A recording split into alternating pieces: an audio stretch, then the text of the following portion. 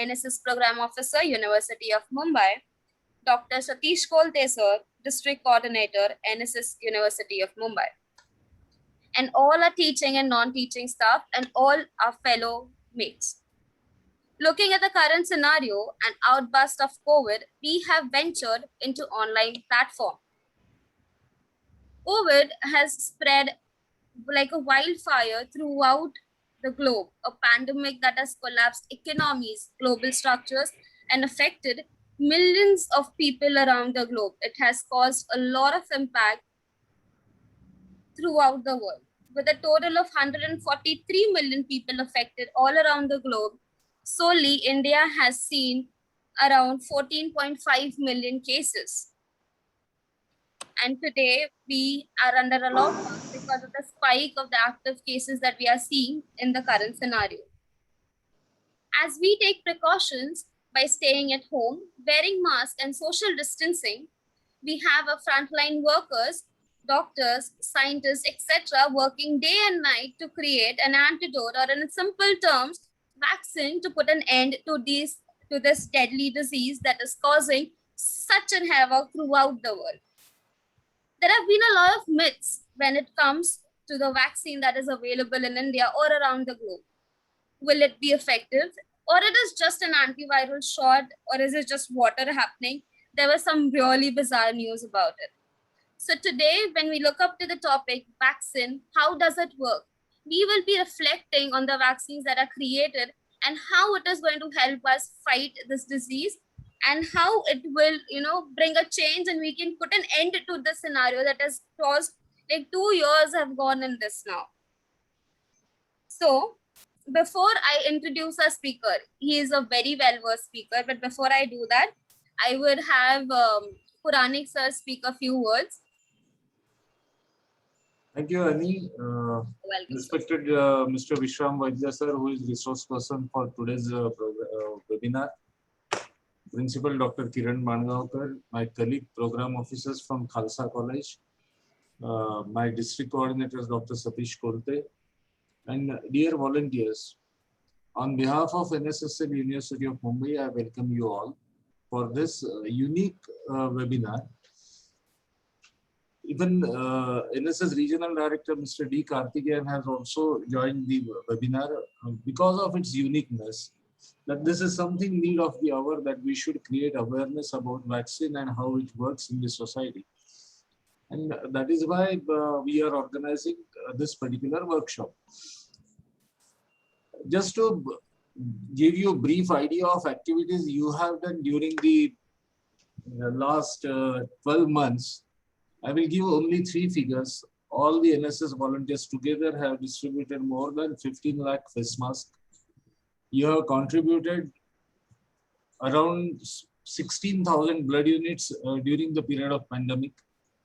And you are part of different food chains. You had run some community kitchens also in your own area. So I really feel proud of this achievement as a director of a voluntary organization who is working for the betterment of society. Now, our basic need is to create awareness about vaccine. Still, there are a lot many myths about the vaccine, that whether it is useful or not useful, then how to get yourself vaccinated. So what I expect is, by using digital media, I will never suggest you to go on field without permission of your parents and principal. But using digital media, at least you can create awareness that how vaccine is going to help you. And as a part of that particular process, I am looking towards this workshop. So once again, I welcome you all, and Regional Director Mr. Karthikeyan sir also.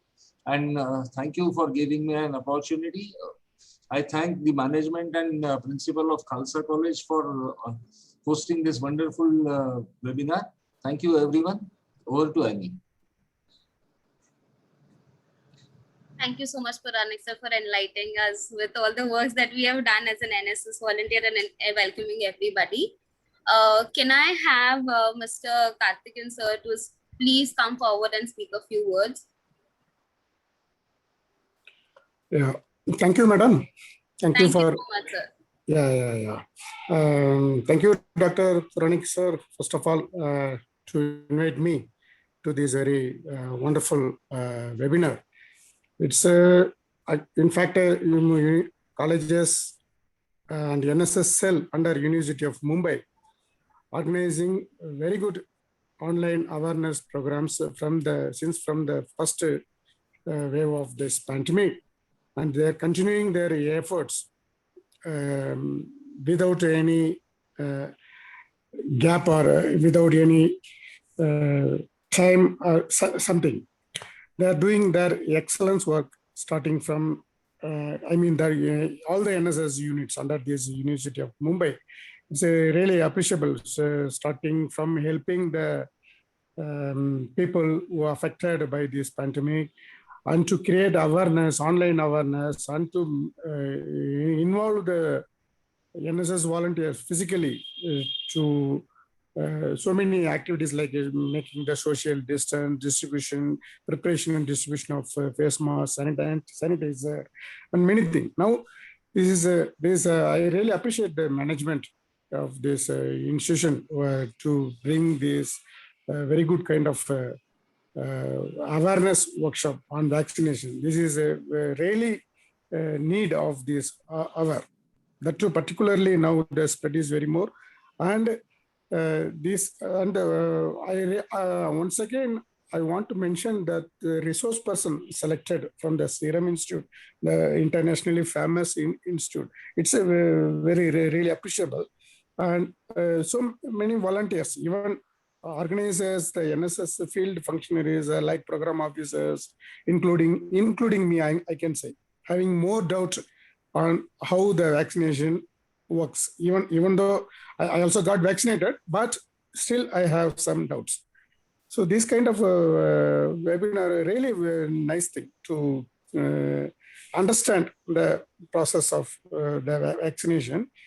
It's once again, I thank this management and Dr. Praunik for conducting this kind of good webinars, which will be more useful to the society.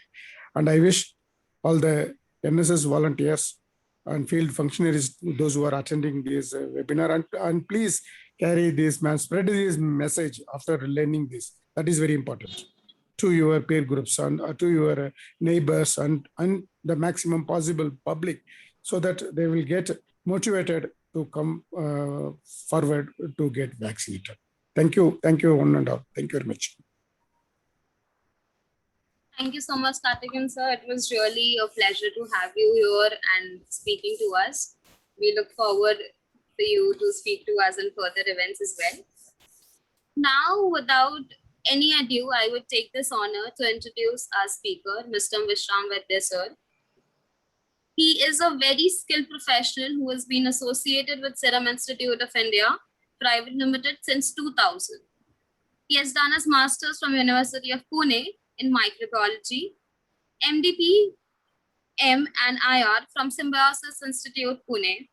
He's a certified trainer from IIM Indore, that's Indian Institute of Management, which I have applied specifically. He has played a major role in production of rabies vaccine based on human diploid cells.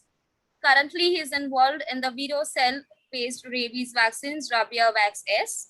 He has also worked with Chiron Bering Vaccines Limited, Gujarat, and was involved in the chick embryo cell culture rabies vaccines, Rabipur-A, pioneer in India.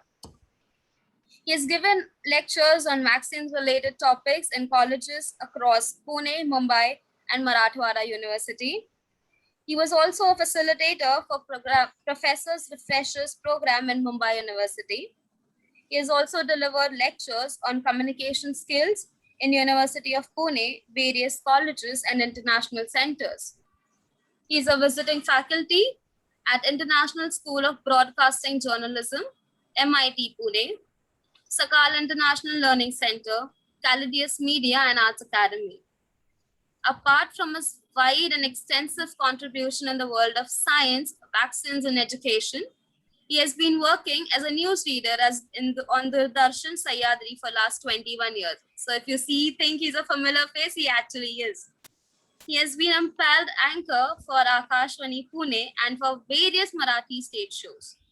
He has given his voice to numerous documentaries and advertisements. So when we say that our speaker is a skilled professional, I can see he's skilled in every form, and I know that we're going to get the best of it today. So I will give the mic over to you, Vaidya sir. You can take it from here. Thank you. Thank you so much. Thank you, Ani. Thank you, sir. In the onset, let me welcome all senior organizers and senior members of NSS, all volunteers participating in this session. And let me initially appreciate three things which I have noted. First is the song which you have made for NSS, which says that Vasundhara ko sawar de, ज्ञान के प्रचार और प्रसार से वसुंधरा को सवार दे. I think this is the time where we really require कि इस वसुंधरा को सवारने का वक्त आया है, और उसके लिए ज्ञान का प्रचार और प्रसार करना यही हमारा काम है, क्योंकि वायरस तो फैल रहा है, तो उसको कॉम्बैट करते हुए हमारा ज्ञान अगर सब तक हम फैलाए और प्रचार करें, तो I think definitely we can combat this disease more educatively. And definitely that will help us. That is one thing which I wanted to appreciate. Secondly, Puranik sir mentioned about the NSS volunteers doing a great job all over Maharashtra, that thousands of masks they have distributed. Definitely mask is a preventive mechanism, which is a physical barrier. So you have played your role in preventing society from spreading different virus, specifically this coronavirus and viruses as well. So that job is definitely commendable. Then introducing or involving in the food chain distribution is definitely was required in the first wave, when there was a tremendous shortage and tremendous difficulties for people in getting food made available for all those who are roadsiders. And thirdly, what he said was making available, being a volunteer in blood donation camps, which also is a requirement. Also soon there will be a requirement of, rather it is that plasma is being required by different patients, and for which also you are working and you will be working. So I really appreciate with all those efforts you are taking, and I like to contribute my way by giving you some knowledge which is there regarding this topic of vaccine. And without wasting much on introduction, let's get started directly on to the my topic, vaccine, how it works. Okay, so let me share my screen, and once you are able to see that, we will start our presentation. Okay.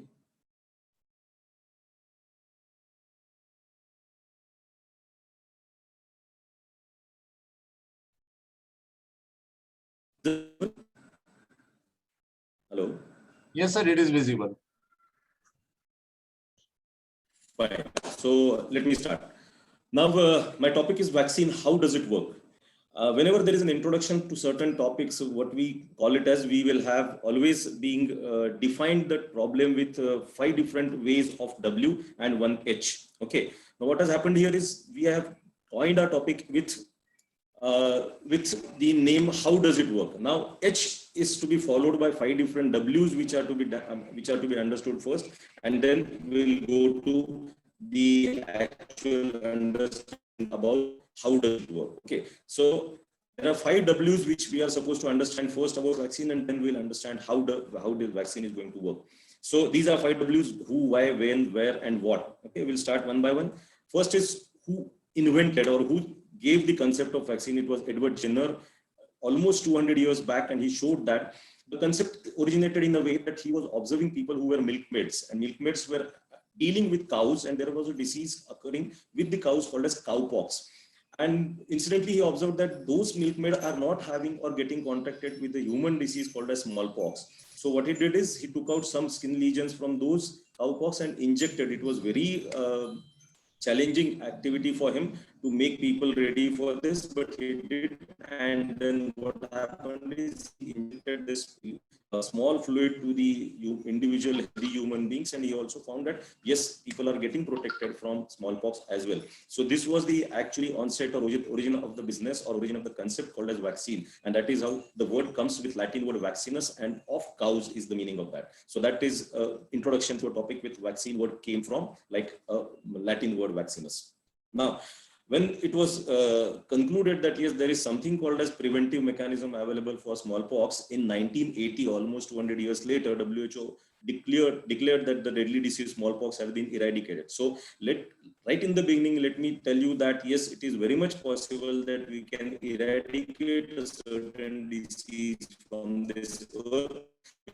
With development of various techniques and sciences, the period will definitely shorten, but this will give you an idea. Yes, smallpox, once a deadly disease, is completely eradicated, which was declared in 1980. And polio is on the verge of getting eradicated. So these two examples will definitely give you an idea. Yes, vaccine can definitely give us benefit towards preventing and eliminating a disease. Now, second is why. Why should we take a vaccine? Now, it is prompting the body to create antibodies, which very well by now you must be aware, because WhatsApp University is much more educative, but most of the times it also creates some myths or some misunderstandings. So this session will clear all those misunderstandings, but it is basically to create antibodies. Secondly, vaccine means small scale that not really actually cause the illness. So it is just an introduction, just a training, just an education to a body. As something of this sort will appear in your body later as an infection, we need to fight back. Third, it is similar to process that occurs when the body confronts actual pathogen, but vaccines spare individuals from those dangers of disease. That is what we are going to get protected from those typical viruses.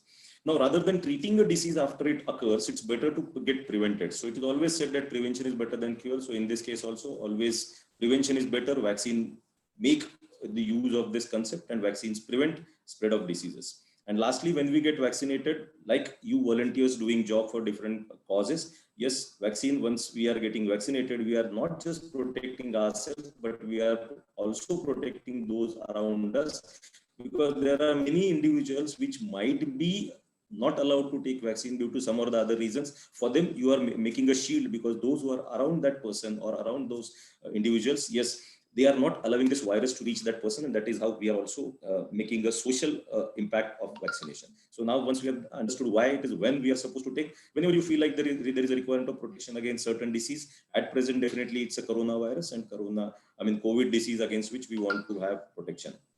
Now, second answer to this would be, as per the vaccination schedule that has been specified for that vaccine, and accordingly you are supposed to get vaccinated yourself. So this is when we have got answer. Where this is most important, because there are different routes for which vaccine can be administered. First of all, we'll take one route called as oral, by which nowadays polio vaccine is given. Intramuscular is the route by which now COVID vaccine or many other vaccines are given. And nasal, yes, swine flu vaccine, which Serum Institute had developed some years back. It is a nasal vaccine, which actually is given by a spray through nostrils. And last is intradermal route, which can also be tried whenever required. So this is the answer to where. And now, finally, the answer to the question called what is a vaccine. To understand what is a vaccine, it's basically an antigen that provokes antibody production. Now we have to understand that for training a person, you have to make him in the situation where it is going to be likely in case of infection. So the person has to be injected with some part of antigen or some part of virus or some whole virus, so that body will understand, yes, this type of virus is going to be faced by my body, or I am going to combat this combat this antigen or virus by my own body. So in that case, this antigen provoke mechanism is to be stimulated, that is called as immunization, and immune system gets stimulated, and that provoking is possible because of the antigen. So it is a look-alike of that virus. So that is the first statement which is trying to set in antigen that provokes antibody production. It is an active organism or derived substance. Again, as I said, that it is to be mimicking the original organism which is going to get infected or going to get injected in your body in case of a contraction of infection. It's very important that it has to be foreignness or non-self, because body can identify anything which is foreign. It's like, it's for you have family members in your house and you can identify all of them, and you will never say that, okay, you are not allowed to come in the house. But if an intruder is trying to come in, you definitely find out, yes, who is this person? Will you allow him, or you will not allow him to come in? So that foreignness is important. So similarly, this foreignness of any entity which is going to enter is important. And then only body will start recognizing or start combating against that. So that foreignness. Thirdly, there are different viruses, bacteria present in the environment. You have to fight against specific disease. So your organism of interest or organism of injection as a vaccine should also be very specific. So that specificity is important. Then it is called as active immunization. The word active is very important here. Immunization is very simple because it is going to give boost to immune system. But what does active means? Active is the concept in which what happens is the person gets actively involved in generating antibodies. There is one way of one way of getting immunization. It is called as passive immunization. And let me give you the idea where you are donating the plasma. And in that plasma, what happens is the person who has already contracted and cured from COVID disease antibodies in the body, they are there in the blood, and when we take blood, the plasma part of it carries those antibodies and it is directly given to a person. That is called as passive immunization. So the word passive is, I'm just giving a clarity here so that active will be much more clearer. So passive is giving the ready antibodies to a person, and active, it means that body produces himself the antibodies. That is called as active immunization. And lastly, what is a vaccine? It is a small volume parenteral. It is either oral or intranasal, depends on the route of administration. So this is how what is a vaccine can be described. We'll move to next slide, wherein there is a classification of vaccines, where is bacterial vaccines, viral vaccines, recombinant vaccines. Bacterial vaccines, example is something called live attenuated vaccine, and the second is killed inactivated vaccine. So these two categories come under each, like bacterial and viral. Live attenuated is an example of BCG, which is the first shot which is given after birth. Then example of bacterial vaccine, which is killed or inactivated, is the DPT group of vaccine, which you must have taken all in your childhood. In case of viral vaccines, live attenuated are called as MMR group of vaccine, which is measles, mumps, rubella, and killed inactivated is example is rabies. Recombinant vaccine, in this case, what happens is the look-alike or the part required for body to understand as antigenic reaction, which is hepatitis B, which is introduced into some yeast cells, and then it is generated as a vaccine. Now, before going to next slide, let me make clear about what is live attenuated and what is killed or inactivated vaccine. What happens is, once you have identified an organism against which you are supposed to, against which you are combat, or against which we are going to make a vaccine, you have made sure that the organism is either pathogenic or non-pathogenic. You have to make sure if it is a pathogenic, then it has to be killed before entering into the body. Otherwise, it will cause a disease, and which obviously we are not interested in. So a pathogenic virus can be killed to convert it into a infective virus, which is in case of rabies, that we inactivate it and then inject in human body. But sometimes what happens is there is a concept called as attenuation, which is possible over years together, and which was being followed in MMR group of vaccine, measles, mumps, rubella, where what happens is the vaccine virus is being treated in different conditions so that its pathogenicity or infection causing capacity is being lost. And then whatever is available, it is live, but it will not cause a disease. To give you an example, I generally refer this situation to a gun without bullet. Okay, so you have a gun which can be identified what sort of bullet will fit into, how long can it fire, how deep can it fire, but it cannot actually, because the bullet is not there. So similar virus can be called as a gun without bullet, which is live attenuated. Now, in the same context, if I have to explain the inactivated virus, yes, the gun is there, bullet is there, but you have removed the trigger. What it means is that it cannot fire. Everything can be understood. Body can understand, our mechanism can understand what sort of combating mechanism, what sort of the body mechanism we have to develop, and accordingly the virus can be generated. But it depends the type of selection of virus. As I've listed, that MMR, rabies, BCG are different categories, and accordingly the vaccines are being manufactured. So this is the general classification.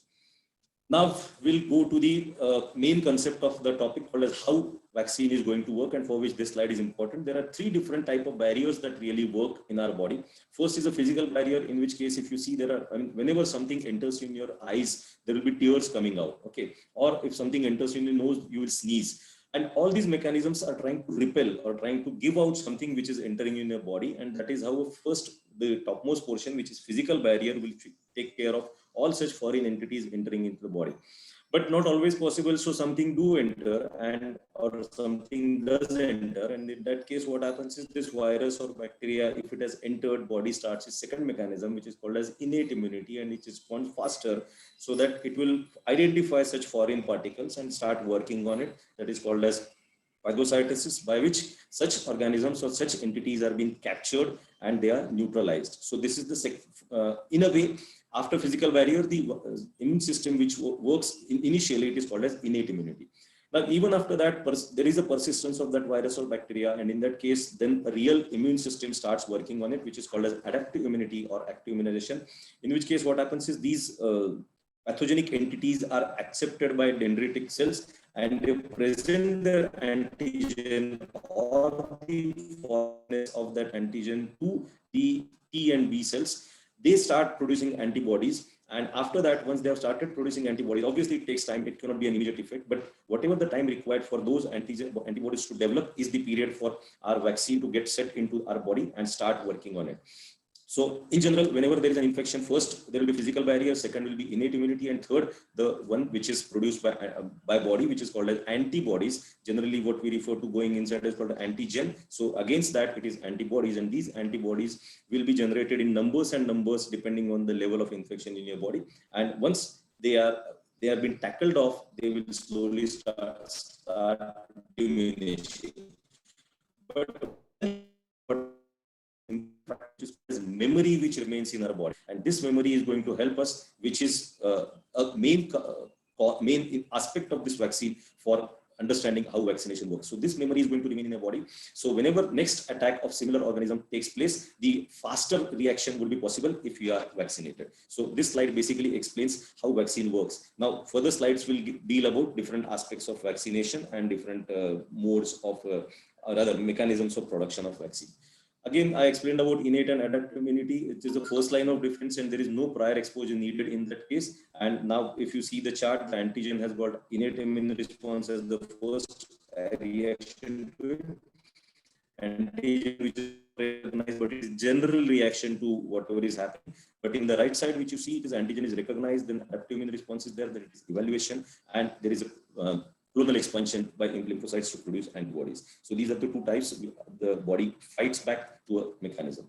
So this is an important slide which will tell you that, yes, hey, I remember you when you see some time later. It's like, again, we take an example of an intruder which you have seen today maybe, and after a few days or some days you find that the person has come again to your house or again to your building, and yes, I had seen you sometime, so that you have some recognition of that person. Maybe you are also ready to how make him run away from your house, and that is how the vaccine also works. Yes, that reaction time reduces because of this vaccination.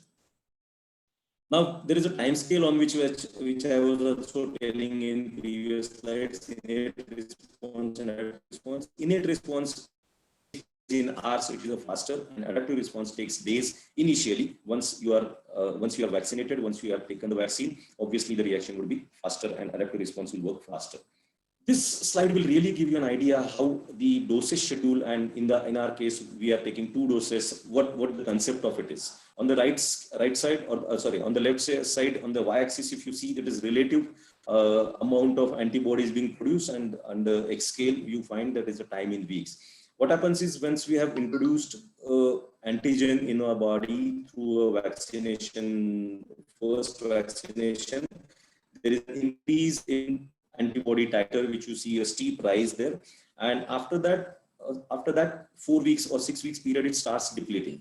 This is the real time when we are supposed to retrain the body or revaccinate our body so as to make sure that memory doesn't diminish or it doesn't vanish. So this second exposure of the same antigen is making that response or making the antibody amount larger than the previous situation, and that is how the second dose schedule works better. And it's, taking that vaccine, taking the schedule without missing that time and all, it makes sense. But the duration is flexible. It's not very specific that the day is required, but it is necessary that second dose is required, by which you will find that the graph of antibodies produced after second immunization or second dose is much better than the previous, and that is the way vaccine works in our body. So this is a response to the antigen. This is also being considered in other aspect called as the killed viruses and live viruses, which I told you in previous slides, because that gave you an idea what is a killed virus and what is a inactivated or other live virus. First, top part of the slide shows you how a killed virus vaccine is to be given. What happens is, once a killed virus is given in your body, there are multiple doses required because adequate stimulus cannot be given by the same same antigen which has been introduced. So in that case, what happens is the second dose and third dose, if at all required, that keeps on boosting in case of inactivated viruses. But in the live virus case, what happens is the live virus keeps on multiplying in the body, and that is how the single dose may be sufficient in some cases, which there is no requirement of boosters. So it depends on the type of vaccine that you have manufactured, the type of virus you have chosen for your vaccine, the type, I mean, it really matters what type of schedule of doses to be given, and all these things are studied in clinical trials, which will be explained in next few slides.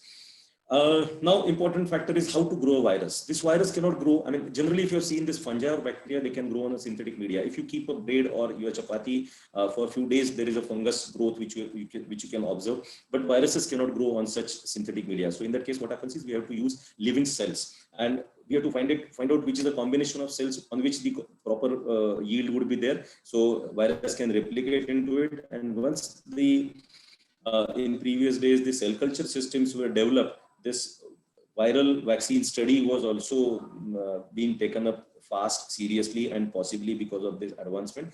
The development of attenuated live vaccines like measles, rubella was possible because of this combination, and obviously with the cell culture techniques which were available. There are some topics can be discussed otherwise also, that they are generally, when cell culture techniques were not available, the vaccine production of viruses was not so easy. This will give you a brief flowchart of a viral vaccine that is being manufactured. I explained you about cell culture. Whatever cells you have selected for growing the virus, the first job goes into cell culture. These few slides will be relevant to those who are into life science backgrounds, next 4-5 slides. But others can easily understand because it has been simplified. That cell culture, growing the cells first, then infect the cells with the virus of which the vaccine is to be prepared. So that is virus growth. Then you collect that virus which has liberated out from the cells. So that is now the, in a way, the source of vaccine which you are supposed to inject in your body. So this harvest contains those virus particles for which vaccine is to be manufactured. Now, at this point of time, you have to decide if it is a killed vaccine or inactivated vaccine, go by the left side, which is inactivation of that virus. If it is a live attenuated vaccine, you can directly pull that harvest, formulate it for putting some stabilizers so that stability of the vaccine remains. And thirdly, fill it into these small vials, which are to be distributed over the health workers and hospitals for injection. Now, in the left side, what happens is you are killing that virus. So after killing it is what is also called as inactivation. This inactivated virus is the only antigen which can boost your immune system. It is also formulated with some stabilizers, and then it is filled. And there is a concept called as lyophilization, in which case what happens is there are some vaccines or medical products which are lyophilized. In this case, this liquid is directly converted to a solidified form so that the stability can increase, and this lyophilized injection are at the time of injection, they are reconstituted in WFI, water for injection, and they are injected into the body. So this is how roughly you can understand how is vaccine manufactured in labs. Now, this is an example of measles, mumps, rubella developed on human diploid cells, is also on the same. Rabies being manufactured on human diploid cells, vero cells, chikungunya cells, polio on monkey kidney cells or vero cells. This is an example which type of cells are being used for various vaccines which are there in market right now. These are some flask on which this tissue culture work goes on. The smallest flask which you see, which are hardly 125 centimeters square, increasing to 300 centimeters square, on which there is a formation of monolayer of cells. And once the cell culture goes on increasing with number of flasks, the adequate number is generated, then virus is infected, and after infection, virus multiplies and comes out. The red medium which you see into it is a medium containing nutrients which are required for growing the cells, and then they supply nutrients to the cells. Cells will grow and they will give more and more virus particles. To increase the area, because all industrial scale activities go on increasing area, because more the area, more the cells you can generate. So you will find that there are two flasks being shown in which there are 10 or 40 layers one above the other, so that more of the area is given to the cells and more cells can be generated initially and subsequently virus particles. This is the third level of, and if you see previous slide, there are only 10 or 40 layers. The next slide shows you a concept called a cell cube, in which even both surfaces of the flask are used. In previous flask, only the bottom surface was used, but here a cell cube technique is used where all the surfaces inside the flask are used. And again, what you see here, red colored, is a medium, which is a nutrient supplying to the cells and later growing the virus particles into it. There are one more technique called as roller bottles, in which these bottles keep on rolling in the incubator where the cells are already attached to the flask inner surface and virus particles are generated into the medium. There are, if you see in the right side of this, there are some rollers, which are roller apparatus, which we call it as, and they keep on rolling continuously. The medium remains at the lower, so called as quadrant, and then it comes in continuous contact with all the surfaces. That is how it's exactly like a merry-go-round, which you see in different fairs, and it keeps on rotating, so that some point of the time a person comes down to board in the merry-go-round, or he has to get out of that merry-go-round. So this is how the operation of also. The recent technique also uses some macrocarrier beads, wherein they harbor the cells and they grow the cells. Initially, you will see three different parts. First is some cells are inoculated. Second is partial increase in the cells, and third is completely growth of cells. Just to give a layman's example, I can give you an example of मराठीत आपण ज्याला उपासाचा साबुदाणा वापरतो, त्याच्यावर ते स्फिअर्स असतात, त्याच्यावर जर cells grow होत राहिल्या तर कसं दिसेल. Picture looks like this in this slide. Now we'll shift our focus to specifically our current disease called as coronavirus. This is not actually new to the biological field. There are different viruses. First, bottom three, if you see, they are common cold viruses, which is alpha corona type of virus. Then upper respiratory tract disease were called as beta coronavirus, which is HCOV2. Then you must have noticed few years back that there is something called as MERS disease, which was prevalent, which is Middle East Respiratory Syndrome. Then it was severe acute respiratory syndrome, which is SARS, and now it is SARS-CoV-2, which is NCOV2, novel coronavirus, and it was nomenclatured COVID-19 disease by WHO and it was basically in December 2019 and nomenclatured in first quarter of 2021. So these are different viruses prevalent, and which we are, the difficulty which you are facing right now, contagiousness and spread, is because of the top one, which is NCOV2. Now, this is a typical picture in which you have and wherever displayed coronavirus.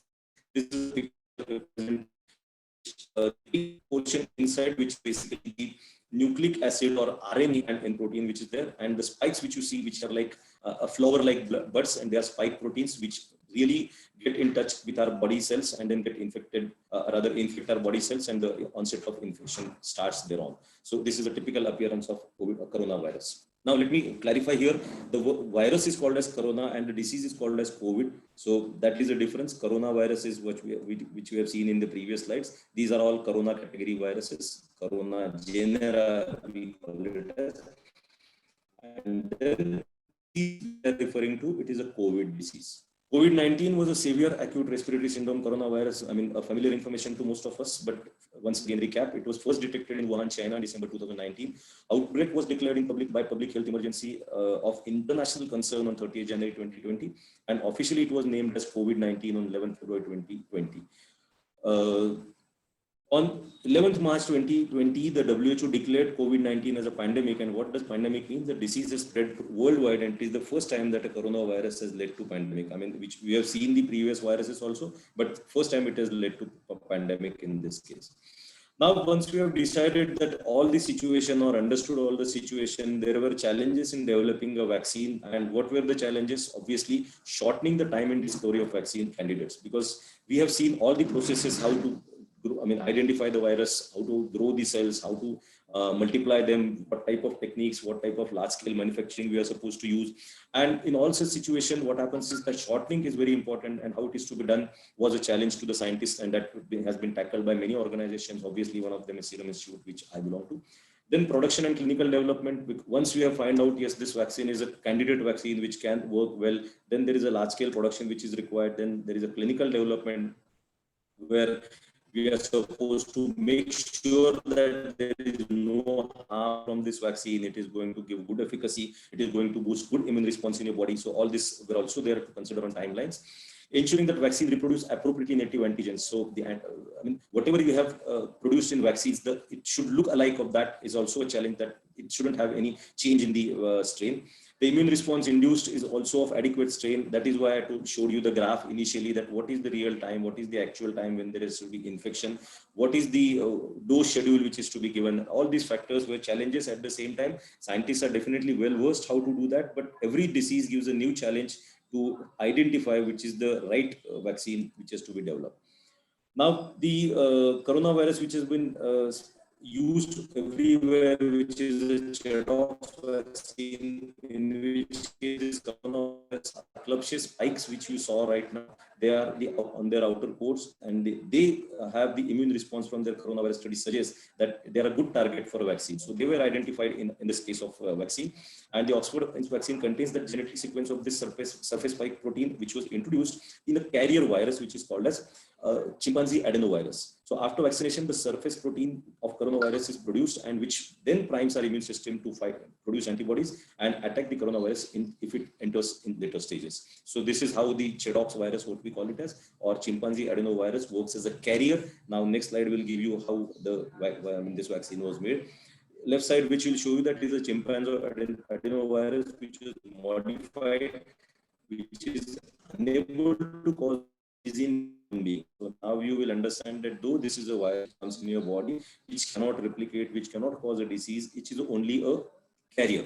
To give you an example, like we had sent many satellites in the space. Now, to take them to the space, we have to have some engine or some launcher, and this launcher is in this case called as a chimpanzee adenovirus. This launcher, in the other case, in space organizations, they use launcher for taking that satellite to the orbit. So in this case, this virus takes that nucleic acid sequence responsible for spike proteins through the ChAdOx virus or chimpanzee adenovirus, and that is how which you see in between that it comes from SARS-CoV to those only spike protein, and that sequence is been identified, which is put into this virus, and the combination is now ready as a vaccine, which goes into the cells, and then there is a spike protein which is shown out. The cells will represent, which cells will find out, body cells, and they will present it to immune system, and then how the antibodies will be developed, and the sequence which you have seen earlier, it will be combated in initial time, and once later the infection will be there, we are very well protected. So again, going back to our first topic, or the topic of this seminar, as how this vaccine works. Yes, this is how a vaccine is generated, and this is how it works in a body. Now, how the clinical trials are being performed, there are three different stages generally being followed. One is, first is preclinical stage, whereas the exploring it, this is clinical. But once you make sure that yes, something is possible, then the phase 1 trials come into picture, where exploring the safety and dosing of the drug. Let me tell you, in biologicals or in scientific field, whenever we are manufacturing for a drug or vaccine, first and important step which is being taken care of is safety. Efficacy is seen later on. Safety, it means that whatever you have introduced in the body, it shouldn't harm your body unless it has been verified that the vaccine is not allowed to go to phase 2 or even a drug. Once it is ensured that yes, there is no harm or there is no side effect in major sense that are going to happen to a human being, then only it is allowed to go to level 2. This level 2 is exploring the effectiveness of the drug. That will tell you that yes, if the effectiveness of drug is there or not. If you find that it is effective, then the stage 2 is complete. We go to the phase 3, and it is basically doing on larger scale of individuals, finding out with different number of people of different age group, different trait, race, and all. Now, then there is a FDA review that yes, you have completed all phase 3 trials, and then FDA will review that yes, is it a worth vaccine that can be sent to the market? It is safe, it is efficacious, and then only it is released. Phase 4 trials are basically performed in the case wherein you are making that yes, vaccine has been distributed all over, and how it works, what is the mass reaction in the sense body reaction to all these things, and that is how the phase 4 also, it's always ongoing. It continues with the number of vaccines being distributed. If you see the time scale, it is 5 to 15 years they are generally required, but in this case definitely it was reduced. If you'll exactly see that it is 0.5 to 1.5, maybe it's half a year in which we were all successful in getting the vaccine, and that was definitely advantageous. Otherwise, we had this challenge of combating the disease for long. This will give you a rough idea that for various diseases, the time scale which were required. I mean, if you see the first on the top, COVID-19, which is the smallest one which was required in this case, but others are being tried, being explored for long, many years since say 1945, 1971, that various diseases outbreak were there. There were different vaccines being tried, but unfortunately, many didn't convert till date into vaccine. Last 3 slides, I think, are going to tell you about the frequently asked questions. Now here, that is, if I have gone through a disease, or I have been tested positive, I have been contracted with this virus once or some time back, am I supposed to, or do I really require to get vaccinated? Answer would be definitely, because natural immunity is definitely there. They have some antibodies into it, but the vaccine which is going to be introduced in your body is definitely going to boost your body mechanism. So it is always better you get vaccinated and you charge your immune system, you challenge your immune system again, and be ready for all future effects or future attacks which are going to be there from virus. Definitely you will see that the right side person showing more antibodies in the body. Obviously the protection mechanism is better in that case.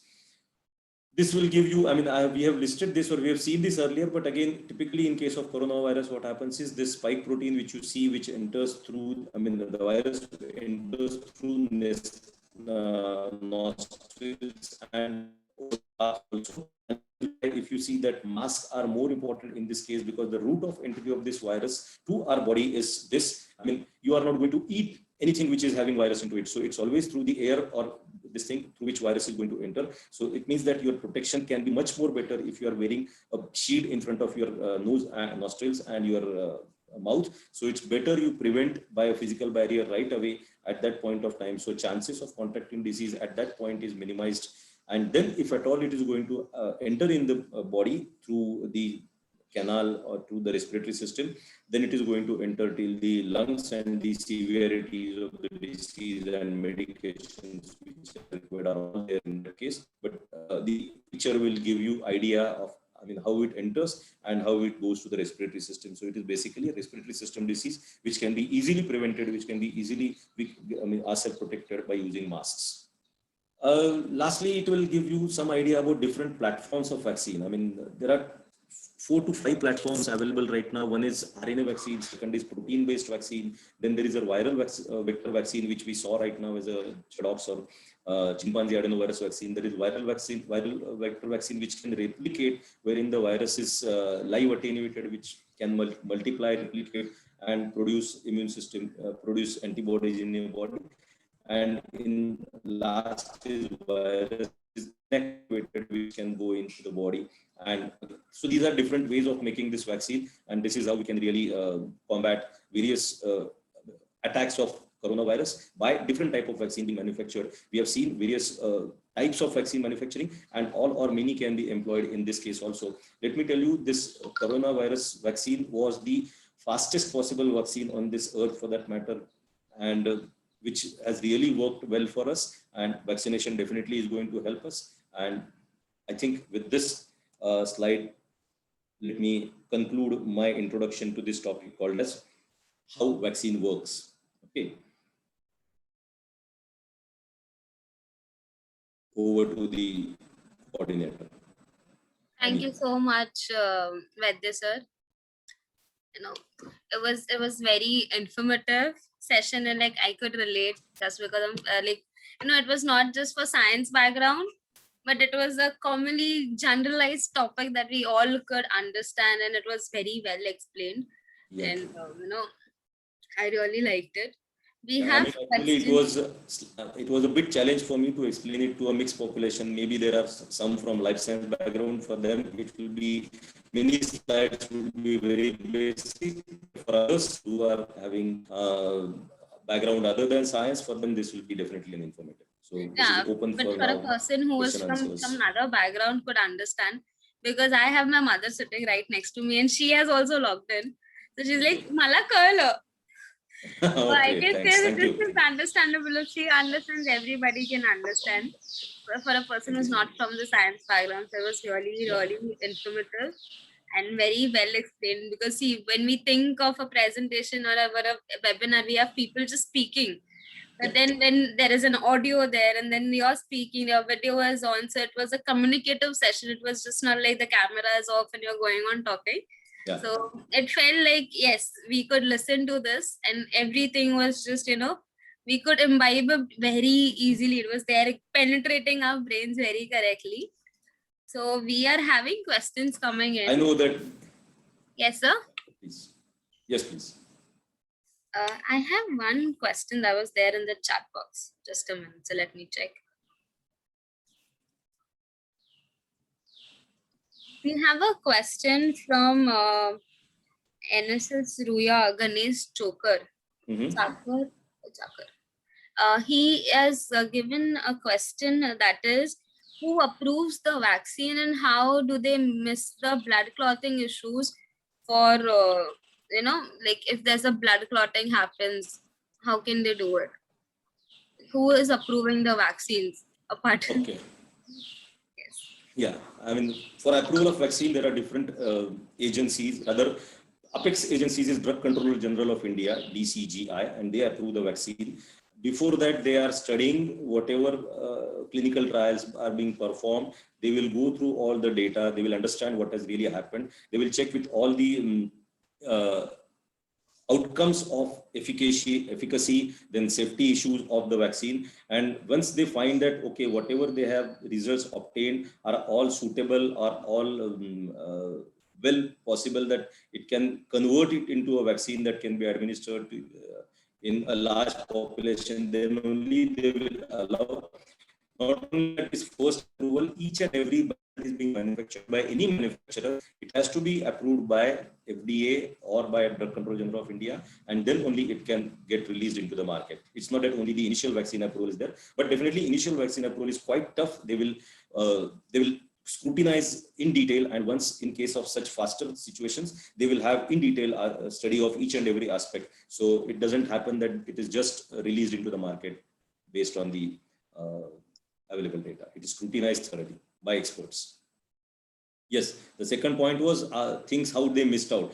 It doesn't happen that all side effects are in the required number or statistically proven in initial trials only. Something may go wrong somewhere if the situation occurs, but they are very negligible, absolutely not to be noted, or absolutely, and moreover, it may happen also that they cannot be directly related to the incidence of vaccination. So it is very difficult to find out in earlier stages, and later on also, most of the times it happens that the root cause of that, whatever is the effect observed after vaccination, may not be directly related to the vaccine. So it has to be really statistically proven that yes, there is something wrong with the vaccine.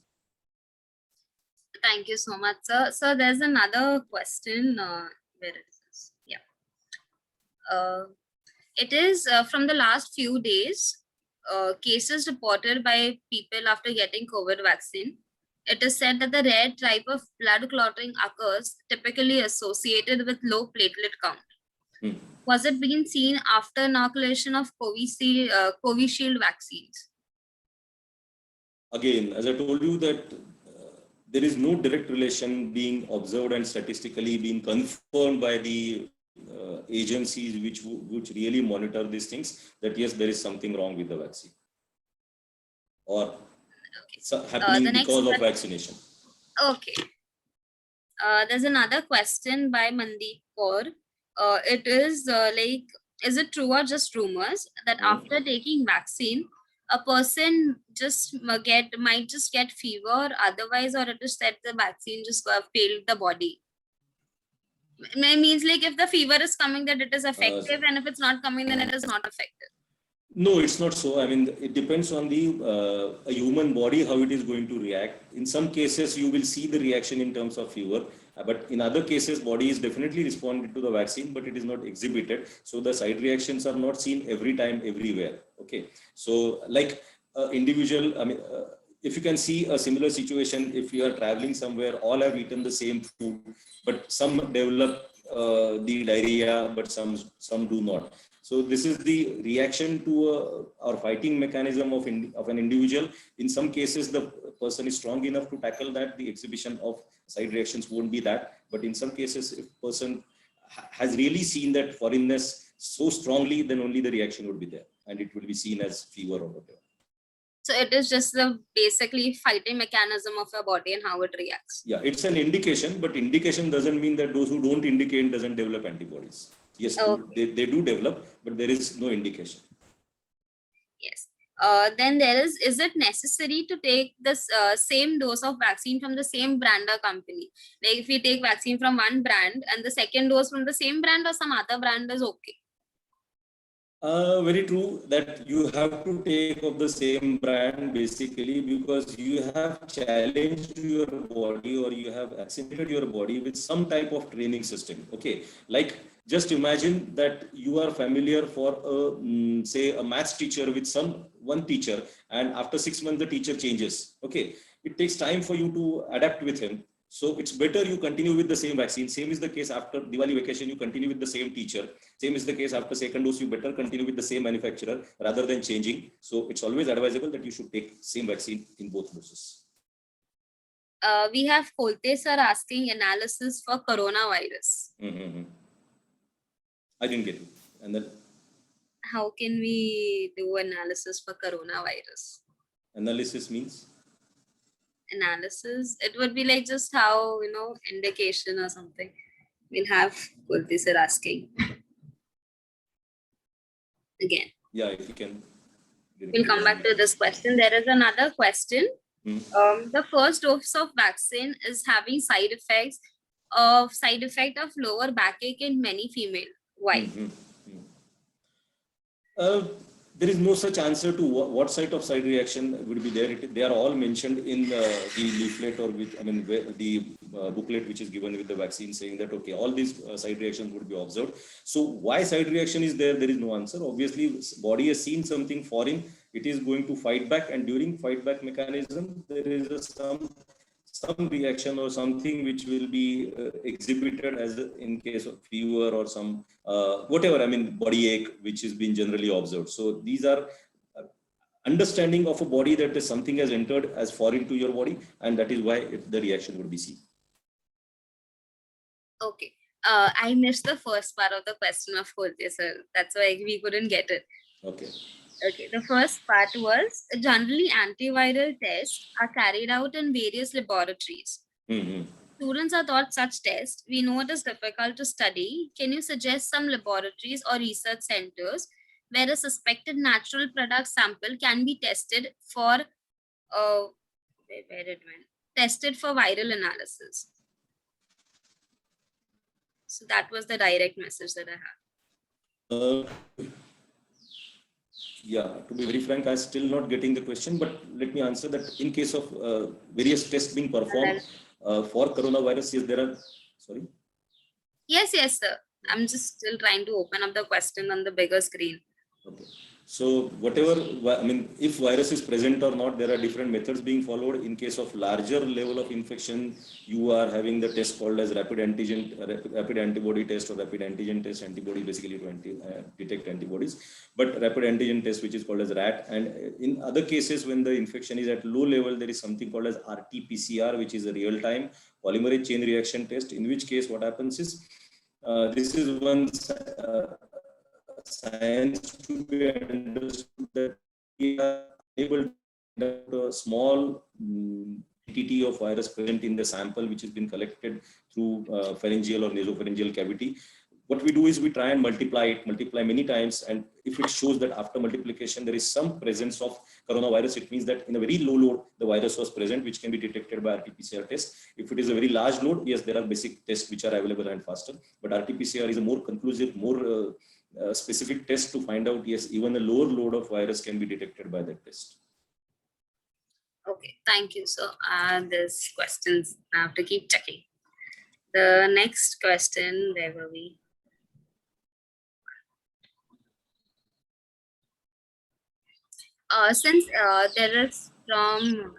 Since everyone is not eligible to take vaccine, so how do we build antibodies in our bodies? Since everyone is not eligible to take vaccines. Correct. What has happened is whatever study has been conducted based on which and slow making the vaccines available to a smaller group of people at once, because what will happen is at once if we start giving the vaccine, there will be a large number which will come up. That is why I think, it's step by step is being administered, but all will be definitely eligible some point of time. Till then, the most important concept is like herd immunity that can be developed. Herd immunity is a very good concept. I think there is a good analogy which I can give you. मराठीत सांगायचं झालं तर तुम्ही कबड्डीची जर का match बघितली असेल तर कबड्डीच्या मॅच मध्ये सुरुवातीला जेवढे प्लेयर्स एक साईडला असतात ते सगळे प्लेयर्स म्हणून काय करतात की तुला समोरचा चढाई म्हणतात त्याला, तो चढाई करायला येणार असतो ना त्याला आतमध्ये शिरू देत नाही किंवा त्याला कुणालाही हात लावू देत नाही. तो हा जो प्रयत्न आहे हा सगळ्यांनी केला. तो उदाहरणार्थ असं विचार करूया की त्याच्या मागच्या बाजूला काही 4 लोक उभे आहेत की त्या सगळ्यांसाठी हा माणूस जो काही चढाई करून येणार आहे तो जर येऊ दिला नाही तर ते प्रोटेक्शन आहे. पण तेच जर का माणसं आउट होत गेली आणि कमी कमी होत गेली आणि 3च जण उरलेत तर कदाचित त्यांना भेदून तो पुढेपर्यंत जाऊ शकतो. म्हणजे आपल्याला जेवढी मोठी साखळी तयार करता येईल की ज्यायोगे आपण जास्तीत जास्त लोक इम्युनाइज्ड असू जे एलिजिबल आहेत त्या सगळ्यांनी, तर उरलेले डेफिनेटली प्रोटेक्ट होतील. ज्याला आपण शील्ड म्हणतो, प्रोटेक्शन म्हणतो, किंवा एका प्रकारे बंदिस्त करून ठेवलेलं आहे की ज्याला आता शक्य नाही व्हॅक्सिन घेणं किंवा ज्याला आता अलाउ नाहीये त्याच्या बाजूने एक कडक केलेलं असेल तर बाकीचे त्याच्यासाठी प्रिव्हेंटिव्ह काम करू शकतात. म्हणून माझ्या इनिशियल स्लाइड मध्ये मी म्हटलं होतं की हा एक सोशल कॉज म्हणून एक काम करू शकतो, कारण जेवढे लोक वॅक्सिनेट होतील तेवढं व्हायरस स्प्रेड कमी होईल, कारण व्हायरस मल्टिप्लिकेशन होण्यासाठी त्याला जागाच मिळणार नाही, कारण तेवढे लोक त्याला इन्फेक्ट करायला सापडणारच नाही. असे जेवढे जास्त वाढतील तेवढी हर्ड इम्युनिटी जास्त प्रमाणात डेव्हलप होईल. Okay, thank you sir. Next is this is from Leena Korde from MD College. How much gap should be there between 2 vaccines? 28 days or 45 days? There was initial schedule which was given of 4 weeks, but now as per revised schedule it is 6 weeks and later. Okay, so depending on the situation, definitely 4 weeks nowadays is not recommended. After 4 weeks it is 6 weeks is being accepted, or 6 weeks and beyond there is a better efficacy of this vaccine. So for Covishield, let me tell you the duration which has been told right now is 6 to 8 weeks. 6 to 8 weeks. Okay, thank you sir. So the next question is from Ruya College, Advait Vaza. His question is, after how much time, like a period, he has recovered, like a person has recovered from COVID and then he can take the vaccine. म्हणजे recovery नंतर किती वेळाने घेऊ शकतो vaccine? There is no such timeline that can be defined that after recovery you can take this vaccine. Immediately after recovery also he can take that vaccine, because there is you can't really you can only see that your symptoms have been diminished or symptoms have been subsided. That is how you call it as recovery. Virus will still be present so for a certain period, but symptoms won't be there. So there is no such indication that yes, today I am completely free from that disease. Yes, you may be a carrier of virus, so there is no such definition that when can you take a vaccine. Vaccine can be immediately taken once you are free of symptoms. Okay. The next question is from Robin Matthew sir. He's asking, is it okay to donate blood after getting COVID-19 vaccine? Definitely yes, but you are more being chosen individual after COVID vaccine, you mean to say, or COVID disease. Okay. There is a question from Swaraj Bodani. He is asking, why is vaccine not given to active COVID patients? Let me tell you what happens is during the treatment period, person is already having some immune system being worked upon. So it is better that during the peak symptomatic period, generally somebody will not suggest you to simultaneously do it. So that is why, there is no such contraindication that can be suggested from my side. I'm not a relevant person for that matter. A doctor at that point of time can give you the right idea when you should take a vaccine. The next question is, it is from NSS Ruya Abhinav. He's asking, is a person recommended to take the vaccine if he has an history of stroke, TIA? To be very frank, I am not the right person. A person who is being treated by that concerned doctor, he can consult with him and then make sure that if he is allowed or not. Okay. The next question is from... Because this is a specific case. Yeah, this is a specific case. The next question is from Sagar from Khalsa College. Does a vaccinated person present present a risk to an unvaccinated family member in the same house? म्हणजे Sorry? तो व्यक्ती एक vaccinated आहे but then त्याच्या फॅमिलीमध्ये अनवॅक्सिनेटेड people आहेत तर ते त्याला रिस्क असू शकतं का म्हणजे even after vaccination can you catch the virus again? Vaccinated person at risk आहे असं म्हणण्यापेक्षा आपण असं म्हणूया he is more protected to a typical severity of the disease. So as we have said in various platforms also that या वॅक्सिनमुळे severity of disease mortality हे definitely सगळं रिड्यूस होतं. त्यामुळे वॅक्सिन घेण्याचा फायदा नक्की आहे. कॅरियर होऊ शकतो की काही प्रमाणामध्ये व्हायरस तरी सुद्धा दिसू शकतो पण त्याचे सिम्पटम्स खूपच मिनिमल आणि कमी राहतील. त्यामुळे वॅक्सिन घेतल्यानंतर कॉन्ट्रॅक्ट करू शकतो का आता आपण म्हणूया हो येस पण at the same time he is definitely having upper hand about the others because he will not reach to any severity of the disease. Okay. Next question is from Dr. Gursimran Kaur. The question is like from the past week we are hearing people who have taken second dose of the vaccination got infected. Oxygen levels went down and could not survive. Is this because of the vaccination? Definitely not. Vaccine would not take any person to such a level. I mean, again, as I said, these appear to be a specific case. This is not a generalized situation, which I think it would be there that many have gone through such a situation. After second dose, severity won't be too high. Definitely, it shouldn't be. And vaccine theory, as well as this vaccine, doesn't support that. Yes, after vaccination, a person would lower his oxygen levels or something like that. Okay. The next question is, in the future, will the corona vaccine be given to children as the polio and other vaccine are been given to children now? Like daily dose मध्ये जसे yes. No, I mean, now we have daily dose मध्ये, routine schedule मध्ये. It is very important to consider that, if the disease persists for long on the earth or in the community, then obviously the government may take a chance or may think about having introduced in our routine immunization schedule, but which is a very thoughtful decision that one has to take, because the way it has got introduced, it may happen that because we are, to be very frank, familiar with flu-like symptoms in India very much. So it is not a very new symptomatic disease for us. Yes, it is deadly, I mean, because the contagiousness of this virus right now. So it depends really that once this pandemic gets over, the government or the scientific community will have to really think that introduction in the routine vaccine schedule is required or not, because that will really involve a lot of effort that has to be taken, and the requirement has to be compared to the actual introduction into the schedule. The next question is from Anupama Nair. If in case a pregnant woman gets vaccinated, is it going to affect the baby? Means any side effect which can harm the baby, or if there are any precautions that can be taken? Sorry, not the right person to answer this, because this is a medical background. Okay, 1 minute. I have questions flooding. I need to sort them out. Shortlist them. I am shortlisting them.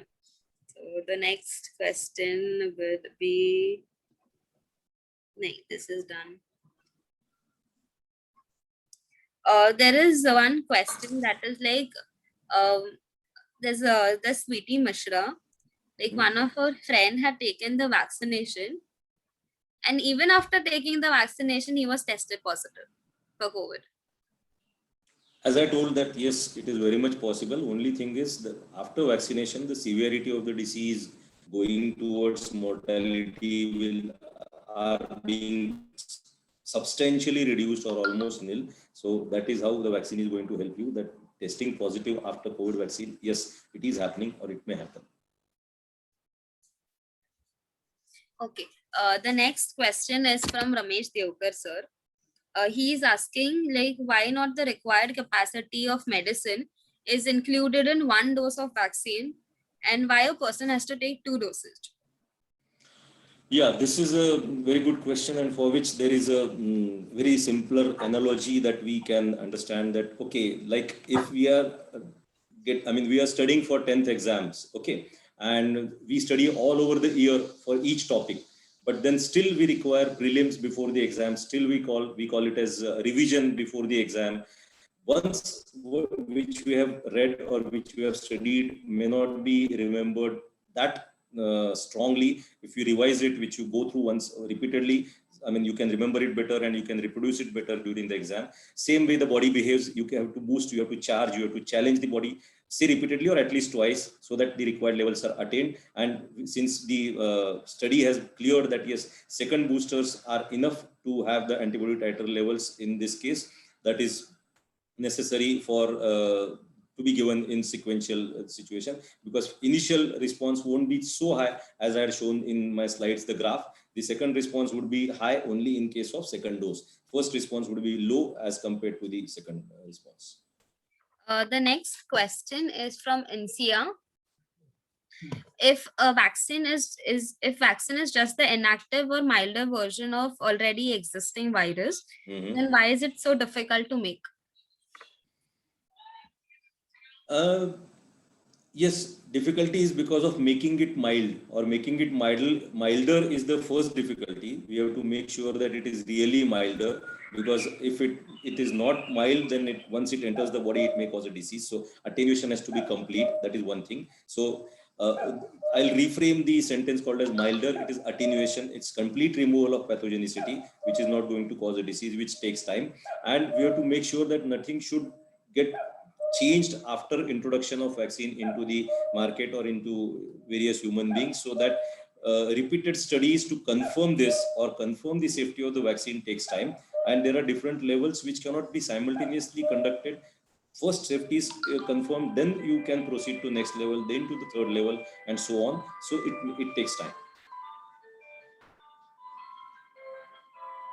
Thank you, sir. The next question would be,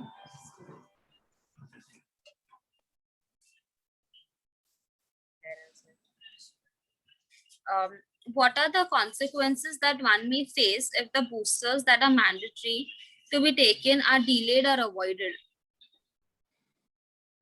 I can definitely answer about what is being avoided, because delayed again is a relative term, because which will have some different answers. But avoided, which we have seen that there was a response to a dose. First dose response was milder or a lower level of antibody generated. If second dose is not taken or being avoided, obviously the body, antibody level, antibody number in your body will not be enough, and protection cannot be ensured. That yes, I am well protected. This statement would come only after the second dose. Thank you, sir.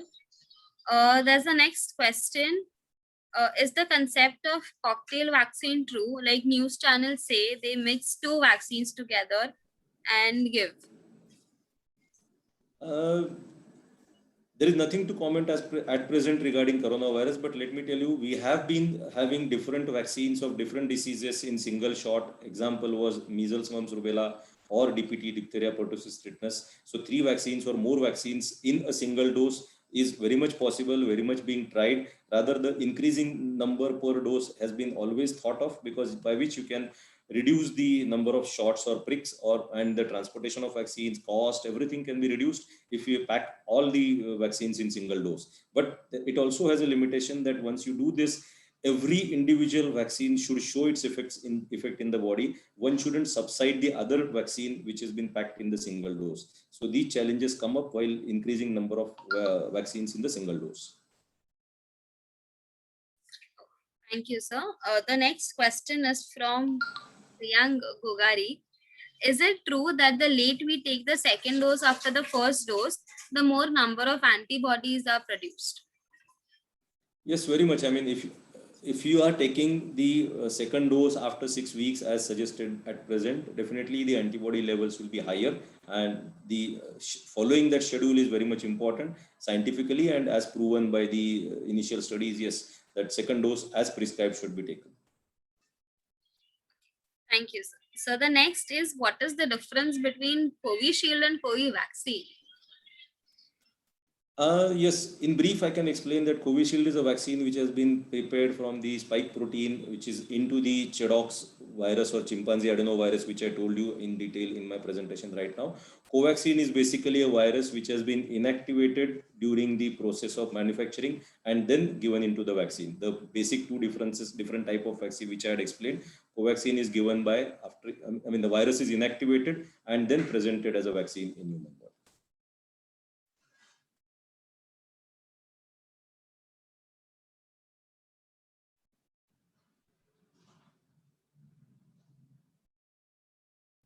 Hello. Can't hear you. I'm so sorry. Yeah, I know. You switched off your mic. The next question is, in case of patients who have cardiac problems, should take the vaccine, or is it like risky for them to tackle with the vaccine? No concrete answer from me right now. Okay. I mean, not the right person. It's a specific case. Consult the doctor. Okay. The next question just.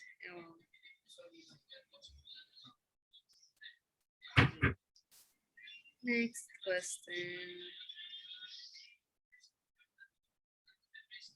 As of now, we are done with the questions that are there on my WhatsApp. I'll have to go through the chats now.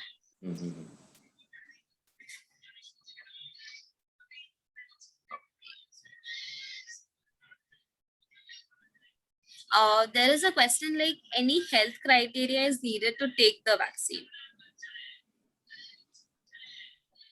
I mean, unless there are some contraindications which are there and are there with the concerned individual, there is no such criteria. The age which has been set right now and the age group which has been defined, any healthy individual who is ready to take a vaccine can definitely.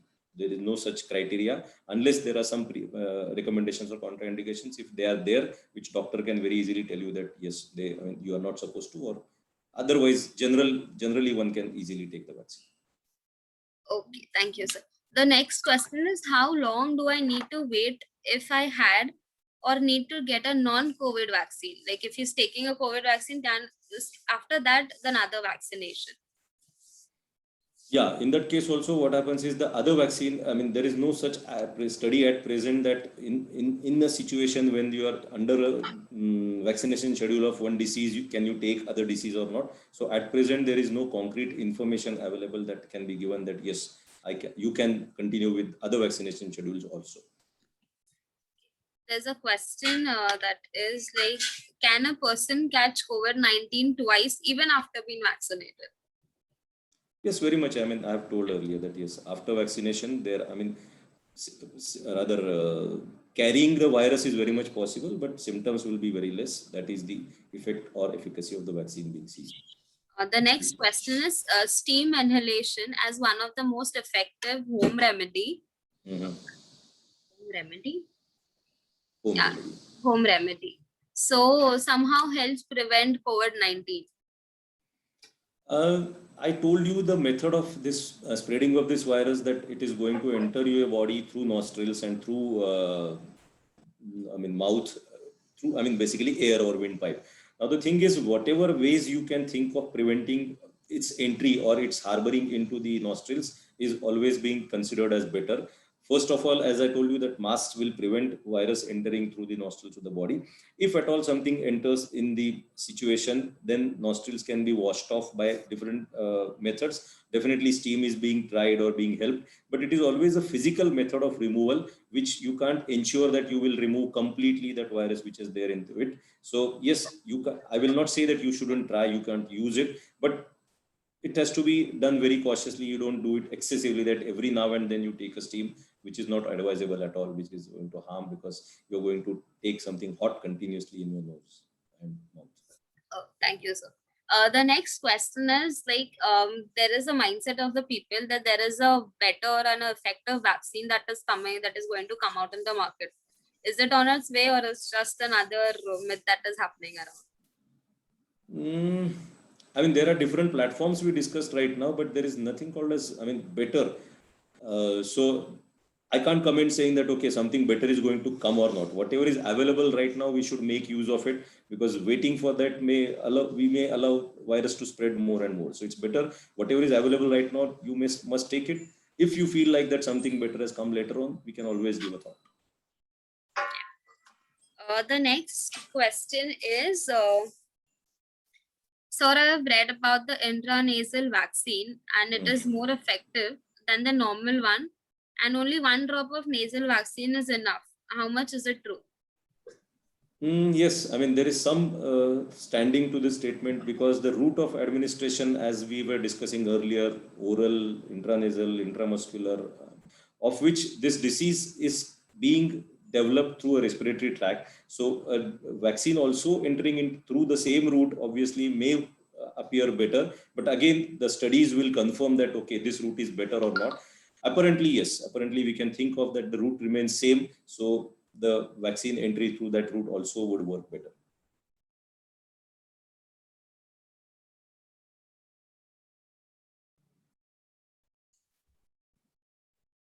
We'll take this last question and then we'll end the discussion session. Okay. The last is, approximately how long it will take to vaccinate everyone?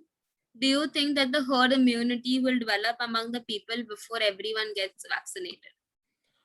Yes, very much sure that, I mean, it's very difficult to predict how long will it take for all of us to get vaccinated, and it's practically impossible that all of us will get vaccinated by this. So the answer to this would be definitely a herd immunity. And as I told you, that more and more people who are safe, who are not carrying or contracting a disease, the number increases and the society gets protected, or society will eliminate virus, because presence of virus in air we can see at present, because that is why we are getting contacted with. So the moment person gets contacted but he cannot release anything out, it means that he is not developing a disease in him. So that is how we can reduce the spread of disease. So that is why vaccine is also considered as a social cause of combating a disease, because you are protecting all others who are at present not being allowed to, are not present are not taking a vaccine. So developing immunity is in the hands of those who are eligible, those who can take a vaccine. So I will make an appeal to all those who are participating that yes, the moment you get a chance, the moment you are eligible, you should be the first one to get yourself administered, get yourself protected, and stand for the social cause as your team or as your organization says that NSS. Thank you so much, sir. Now it was very informative with all the questions coming in, all the myths, the doubts, and how is it useful? Is it useful? Difference between should we get vaccinated? I think most of the questions that a normal general public would have is to the maximum level solved. So thank you so much for it. It was really a wonderful and a useful session that we had. And before I hand over the mic to Mangal ma'am to conclude, I would request Kolte sir to speak a few words. I need just a minute. If you give me permission, I want to ask sir one question. Sure, yes, sir. It's nothing about vaccine and all that.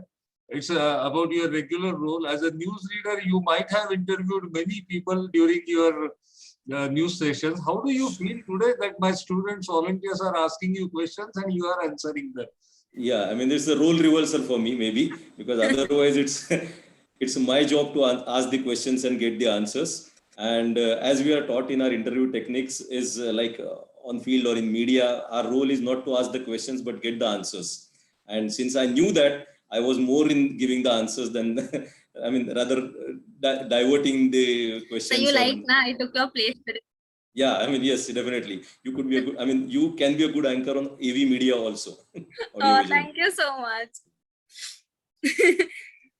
Before, we have a feedback form that has been circulated in the chat box. So I request everyone to please start filling it and with your correct information. And now I would request Kolte sir to please come forward and speak a few words. Thank you, madam. Thank you, sir. Respected speaker of the day, Mr. Vaidya, our NSS director, Sudhir Puranik sir, Ramesh Devkar sir, Mangal madam, and all the organizers. This was a really very nice session. I will say it was a nice session because it had two parts. The equal opportunity given for a speaker to put forth the science behind the vaccine. At the same time, the equal opportunity was given to the participants to ask their questions in their own way, which may not be a scientific language. It may be the comfort zone of the speaker, and the anchor made it so easy to take up that question to the resource person, and therefore it was a blend. Because in our NSS, we get the volunteers from all the streams: art, science, commerce, media, various unaided courses. So I think the mode of operation of this webinar was such that you could satisfy everyone. One may not say that everyone understood everything, but at least the awareness, means everything can be minimized. Awareness can be increased and misunderstandings can be minimized through such workshops. In our NSS, there is something called as a registration performa, which each and every college submits to the university, and there it is written, we need to give some information about the program officer and the subject and his expertise. I think today Mangal Madam, being a teacher from zoology department, I think she has identified the right topic in her capacity, approached us, and took and allowed us to arrange such type of webinar. And this is what is expected, that there are program officers from various fields. If they can bring at least one webinar in this pandemic situation for our volunteers, I think our volunteers will become multidimensional. Thank you, Mangal Madam, for having this idea. And thank you, Mangaonkar sir, and all other supporters from Khalsa College to encourage such type of webinar. Thank you very much. I think Puranik sir must be on the same page where I am today, that the program officers of different subjects coming together for the cause as per their inclination. Thank you very much. Thank you so much, Kolte sir. It was really nice to hear these encouraging words from you. Now I would request Ramesh Devkar sir to come forward and raise his points about the event.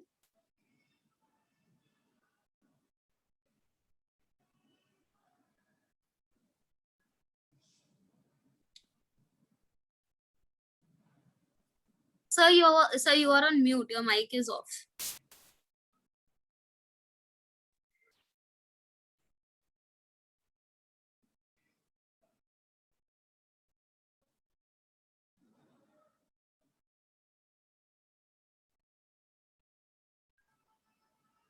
Hello. Yeah. Yes, sir, you are audible. Okay. Yeah. Thank you, madam. It's a good conversation. Actually, I joined late, but I could gather the impacts of the workshop from the question answer session, because it was flooded. I think chat box is flooded, and this is the right time to have this kind of workshop, and there was expertise from the proper sources, and you can see that there are lots of questions regarding the vaccination. Actually, I have also completed my first dose of vaccination. There are many questions in my mind, but everything is cleared with this, I think, the information. And actually, there's one incident when I went to my village. There are 4-5 uncles, and all of their everyone is I think around 60, 70 plus, and they are refused to take vaccine because there are more myths. There are many things that have been told to them that this will happen. So nobody is actually want to go for vaccination. but I took chance when I was in the my native, and I arranged 2 vehicles and took them to the vaccination center. Within 5 minutes, they could vaccinated, and after taking rest, they are feeling very well, and they really uh, told that it is very easy. And I think no one get except one of my uncle got some fever, but all there are 7 people. No one has any kind of complaint, and they are very happy with that. So, and I think this after this session, I could definitely appeal to all people as and when possible to take vaccination at the earliest, and at least 2 days, 2 doses, because I have also asked one question regarding 1 dose and 2 doses. Why not is 1 dose? Because more vaccines there. If you can take in 1 dose, it's enough. But why Corona needs 2 doses? And I could get the proper answer from Vaidya sir. Thank you very much. And I think this kind of workshops to be organized for all the students. I think there are many. We have around 400 colleges, and there are many students has many kind of different information got from the website and all these things. So kindly, I asked all the NSS program officer or the participant, they can organize this kind of workshops for their students also. And thank you, Mangal madam, for organizing this kind of workshop. I think Dr. Mandavkar, sir, principal of this college, is already our ex-advisory member, and also he was worked on the NSS award committee also. So thanks, sir, for organizing or taking initiative for this kind of workshop. Thank you. Thank you so much, Devkar sir. It was really nice to have you. We were waiting like, okay, Devkar sir is coming. I wanted to see you in person, at least on camera, at least. So it was really great to have you and everybody, all the dignitaries that we had today. I will say it was a very fulfilling session for me. So I expect the same from everybody. And I am giving the vote of thanks to Mangal ma'am because she'll do more justice to it than me. So Mangal ma'am, can you take the mic forward from here? Before vote of thanks, madam, just a minute. Before vote of thanks, this video will be available on YouTube channel of University NSS Cell. So you can forward the link of the YouTube channel to all the colleges also. Sure, sir. Sure. Thank you so much, sir. Just a madam, before you conclude, I have to give thanks to Devkar sir, Kolte sir, Puranik sir, you organizing and having continuous coordination for this session, and at today's anchor Annie. So that's all from me. Yeah. Thank you, sir. Annie? Yes, ma'am. Thank you, Annie. Thank you, ma'am. Good afternoon to one and all. I feel happy to see a large number of active participants for this COVID-19 vaccine awareness session. As we are aware of the current outbreak of coronavirus, and COVID-19 is still ruining the lives with the rising rate of infection, vaccine is now the most powerful way to curb this disease. After vaccination, some mild effects are also seen, like fever, body pain, because see, these vaccines means what? That are antigens. So definitely when the foreign material will enter in our body, the pyrogens get elevated, and that will trigger our prostaglandins. And when the prostaglandins are there, depending upon its concentration, the fever increase or decrease. Okay, yeah, in some cases we cannot see the fevers also, what the sir was telling. So the fever, body pain, it's a normal thing. But today's pain is tomorrow's power. We don't have to forget this. Always prevention is better than cure. बीमारी ना बन जाए मजबूरी, इसलिए टीका है जरूरी. It's our privilege that we have got an opportunity to collaborate with NSS Cell, University of Mumbai, to conduct this COVID vaccine awareness session. I, Dr. Mangal Savan, on behalf of NSS Cell, University of Mumbai and NSS unit, GN Khalsa College, extend a very hearty vote of thanks to our eminent speaker, Mr. Vishram Vaidya, who accepted our invitation and created awareness regarding COVID-19 vaccination. Systematically and in very easy way, he shared his scientific knowledge on how the vaccines are synthesized, what challenges they have faced, and certain we can see that vaccine related myths and misbeliefs also he has cleared. He allowed the interactions and maintained the healthy environment throughout we can see the healthy environment throughout what we can see the complete period, complete session. He allowed many of the questions and answered for that also, and explain the importance of immunization, vaccines, how it is getting work. And so thank you, sir, for sharing your expertise. I'm thankful to the honorable delegates, Mr. Kartikeyan, Regional Director, Maharashtra and Goa, Youth Affairs and Sports Ministry, Government of India, who spends valuable time from his busy schedule and join us and address the gathering. I must mention deep sense of appreciation to our director, NSS Cell, University of Mumbai, Mr. Sudhir Puranik sir, and our NSS program officer, University of Mumbai, Mr. Ramesh Devkar sir, who are always helpful and always guide us. We feel proud that because of you and your efforts, our NSS Cell Mumbai University portal is now completely digitalized. I am thankful to Mr. Sudhir Puranik sir for providing IT support from the NSS Cell University of Mumbai and help us in planning the entire event. Sir, today's program was possible because of you only. Thank you, sir. During we can see during this pandemic situation also our NSS activities are continuously going on. That is because of your under your guidance only. Different events you are suggesting, and really these events are fruitful because it is for the noble cause. So is the guide, director and motivational force to all of us.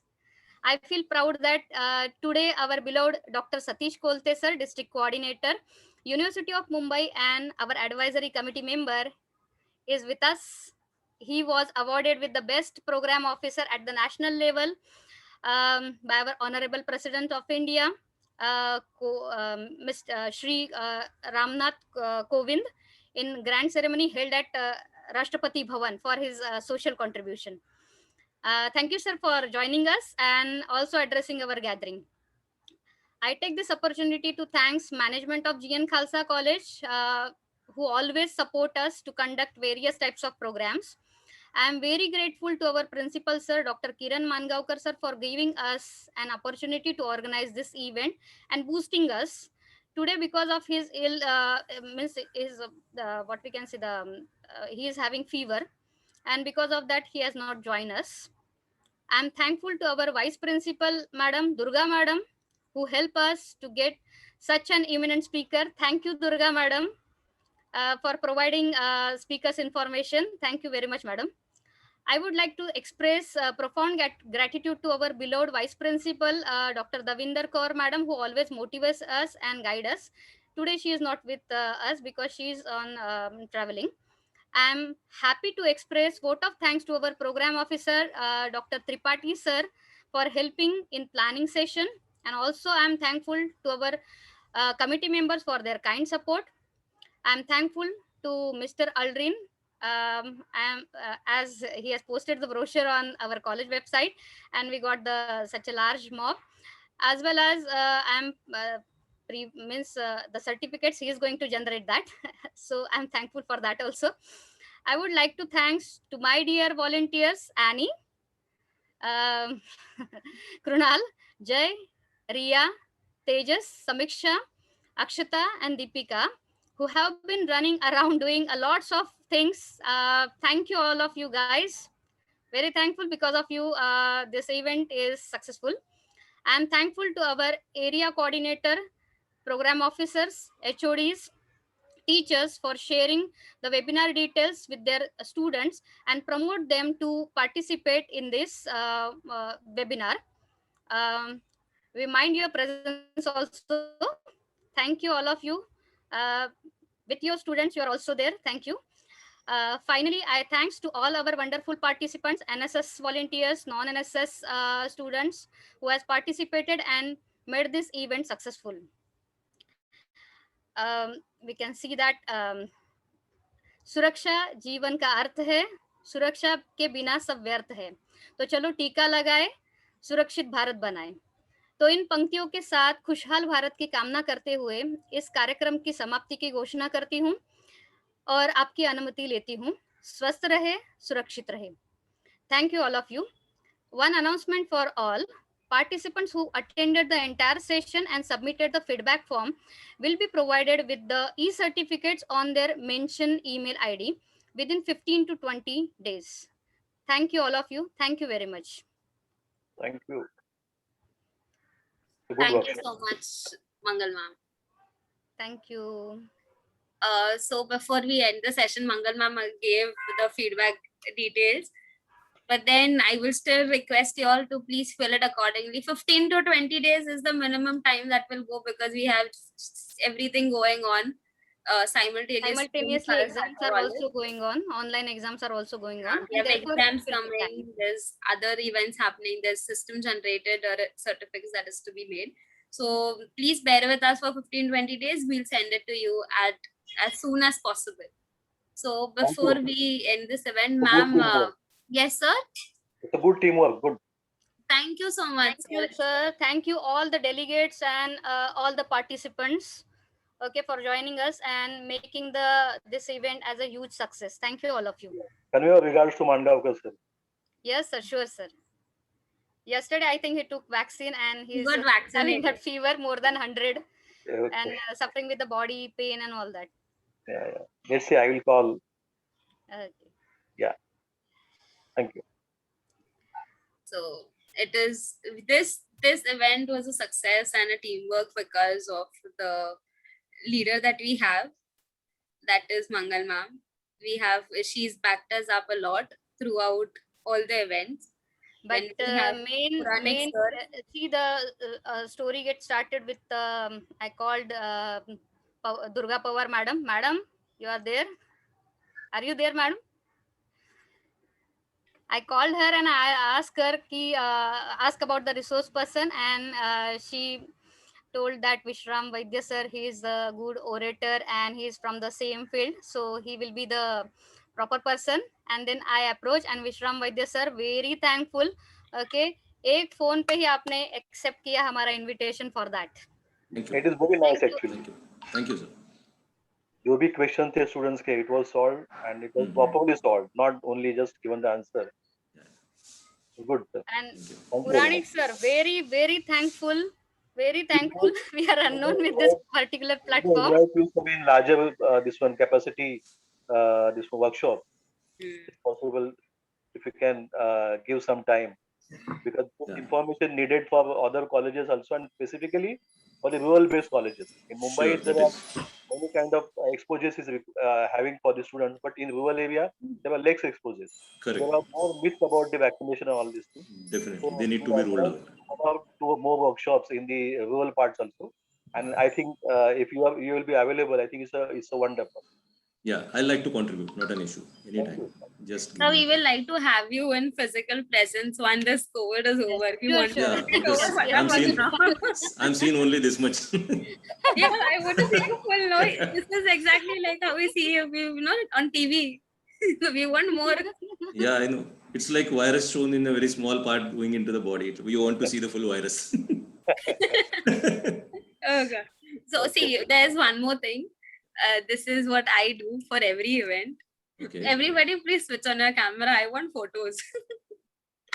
Because when physically we take a lot of photos right now, I want people switching on camera. At least I'll take virtually. I'll get to see everybody. Please, so I'll take screenshots. All of you, please.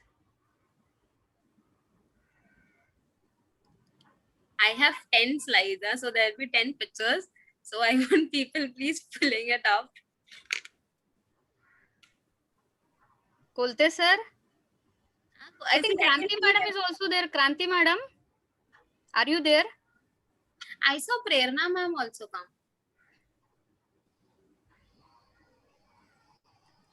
We'll take this. Puranik sir. Durga madam is there because we have met too many times. Durga madam. I have my botany department also. I'm so feeling so proud. Everybody's here. If the teachers are there, then they tell them, na? Seema ma'am is there. I Seema know. madam, Seema is please. fine. Tripathi sir. Tripathi sir is there. I saw Babita ma'am's name also, I think. Babita madam. Robin.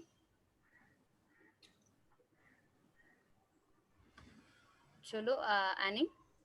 Yes, ma'am. 1 minute. I'm clicking all slides.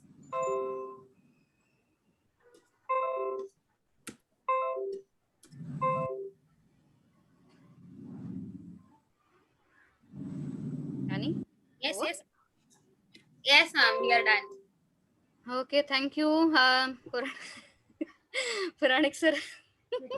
Yeah, madam. Thanks to everyone, Puranik sir and Pulke sir and Puranik sir, can you stop Right. recording? Should I end the meeting now? Yes, sir. Yeah, sir. Yeah, sir. Yeah, sir. It took lots of Thank you, time. Vaidya sir. खूप बरं वाटलं आपल्याला बोलताना ऐकून. धन्यवाद. आणि म्हणजे मी मगाशी ते एक मेसेज पण पाठवलाय की तुम्हाला शोधून काढणाऱ्या टीमचंही मनापासून आभार. खूप छान माहिती मुलांपर्यंत पोहोचती झाली आणि it was really a wonderful session. Thank you. आपण भेटूया लवकरच. जरूर कधी पण.